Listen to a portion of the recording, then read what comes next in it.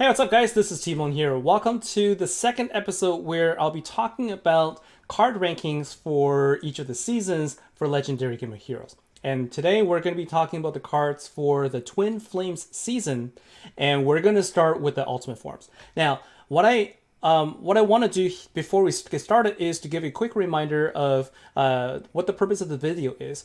Not only am I looking I'm looking for the ranking of the cards, but really it's to help you make a decision on what to do with these seasonal coins. As you know, every event you're going to be able to earn some seasonal coins. You can see here we get 3 flame seasonal coins every time we spend on a tier. And what you can do is at any time during a particular season, if you go to the home page of your game, what I want to show you here is when you go home, you can actually see the seasonal banner. When you go to the seasonal banner in there, you'll see an area for Ultimate. When you click on the Ultimates area, that's where you're going to be able to actually find all of the previous heroes, and then you can use the coins to then purchase it. Okay, you can use these coins to actually then craft the cards for you so that you can create the ultimate form of your choice.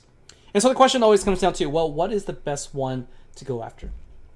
And so before I get started, you can actually see on the list on the left here, my criteria for ranking actually was based on the number one, how much can you actually improve in terms of your damage? Okay, so in this meta, damage boost ability is actually much more important than anything else, even more so than the power gem creation abilities.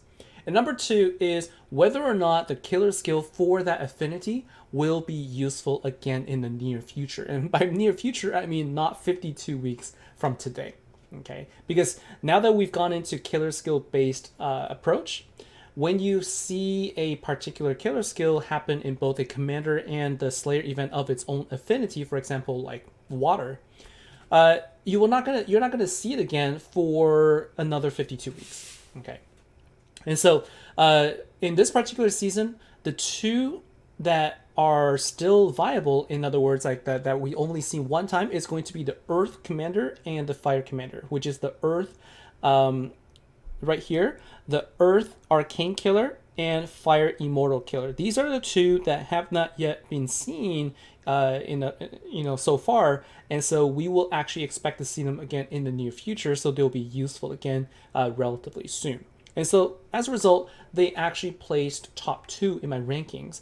But I have to be honest, none of the other ones from rank 2 downwards comes anywhere near my number 1 choice, the Jailers. Okay, all of them except for the Jailers to me has been really kind of mediocre. In fact, the number 2 choice I have here, it only made number 2 because of the fact that you can use the Immortal Killer bonus in an upcoming Slayer event where you can pair it with a Blitzkrieg so that you can help generate some more damage boost for it.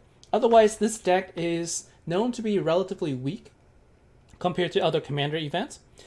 It's just that, the usefulness is that if you get it now, it's still the event that we're still in this event, so you can still use it to help you do well in the event. So, like, compared to any other ultimate forms, if you have the opportunity to get this ultimate form, you should get it because you can use it in this event and you can still use it later on. Number 3, 4, and 5, they don't really matter anymore, except in situations where you might want to be able to, say, use Water Chaotic killer skill in another water event, even though you don't have the right killer skill. Because we've seen in this event something like Circuit Break Hilaria, even though it's not a Immortal Killer card, the fact is we can boost Arcane Killer a lot. And so we could actually use it to, in certain events, certain situations, to help do well as well. Okay, and so to me, that's why I placed in the third place is actually going to be the Headstrong Sirens, because it does have the ability to increase damage of all Chaotic Killer for water cards, and the requirement is to have 16 or more cards 16 or more gems on the board, which isn't too hard to do, and you can use the ultimate form and also the ultra rare card to help you along with that. And so that is something that you could use. So it's still something that you can consider. But to me, if you in general, I would think that the Jailers is actually just so much better than the other options because of the following reasons. This card on its own gives you a revive and also gives you a arcane killer boost, and it doubles if you revive. So and also it gives you turn delay. And every time somebody does a turn delay, it stacks the killer skill. So it doesn't just do it one time, it benefits from any other card that you throw into the deck for turn delay. So it's extremely deck building friendly, and to me is the best ultimate form in this season by far, by a long shot. Like, I would just say, if you don't have the ultimate form for the Earth commander deck, don't even look any further. Just go for it. Use your coins, craft it, and just forget about it. Don't worry about anything else. Just get the Jailers, because you're going to be able to use it for a long time to come.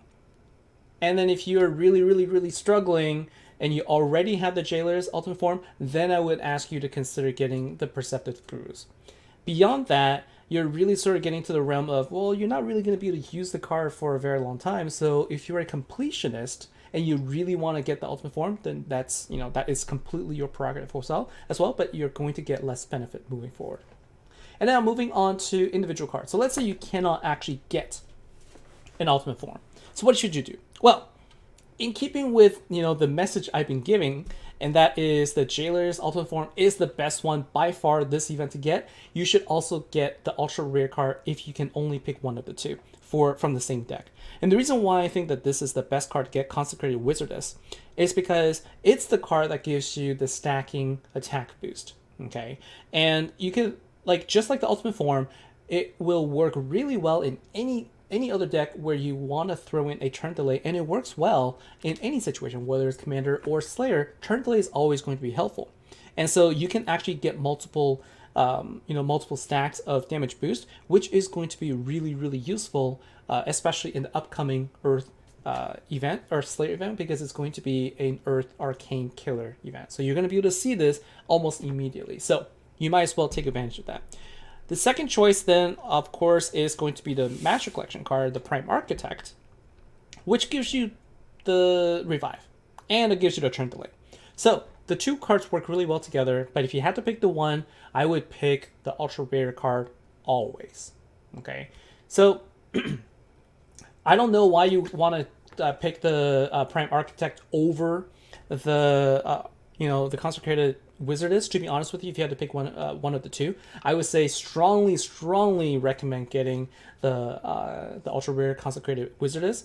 And then if you really feel like you want to get the card that but if you really, really don't like it, then I would say then go for the Prime Architect, because you could get revive. But honestly, there are a lot of other options for you to get a revive and also turn delay, but you don't get there's no other card in the deck right now that gives you the stacking buff based on turn delays. Okay, so once you get the card, honestly, you don't even have to worry about any of the other cards that are at the bottom of the list.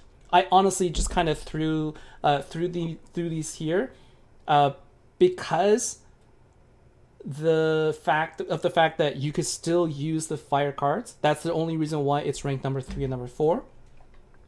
But number 5 is actually not a bad choice either. So in terms of the card here, so I would say this card, the Dark Immortal Killer Ultra Rare card, Queen Mother of Magic.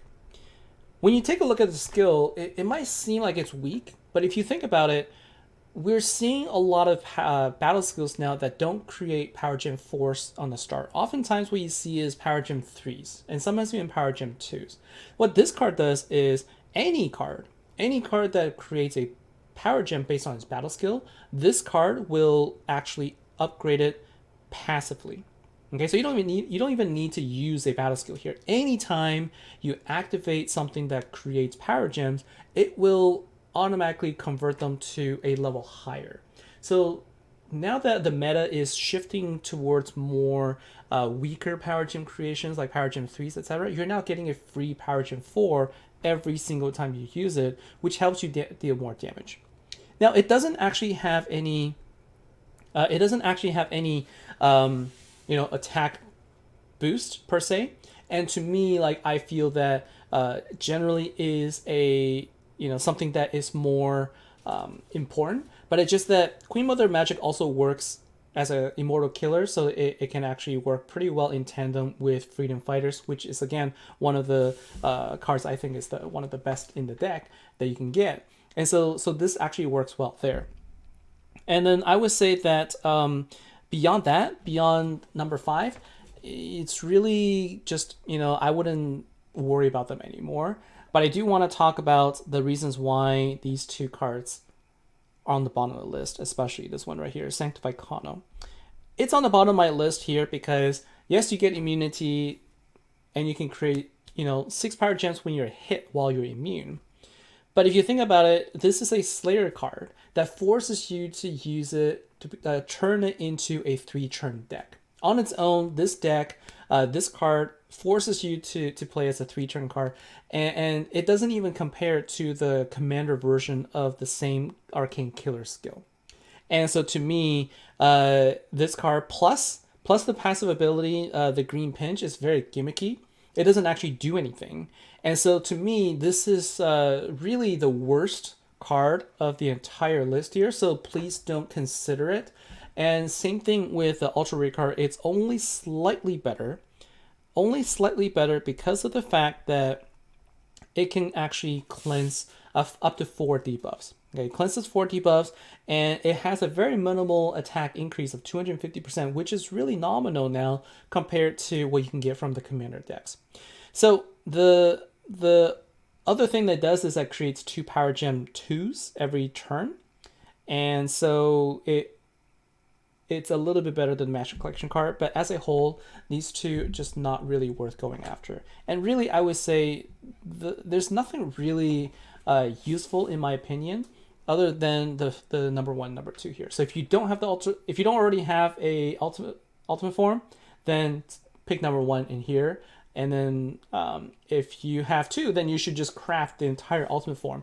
The only other thing is if you're in a situation where you already have the jailers. So if you already have the jailers ultimate form, what should you do? And you have an extra coin. Well, in a situation where you already have the jailers, what you want to actually do is you want to actually try and get yourself. So I'm going to do this. I'm going to go event commander. And what you want to do is you want to actually build the jailers deck with 2 ultra rare cards. So if you already have 1, but you just have the 1 ultra rare card, then I would recommend that you use your additional coin to get the 2nd ultra rare. You're going to get more damage boost. That's my personal opinion.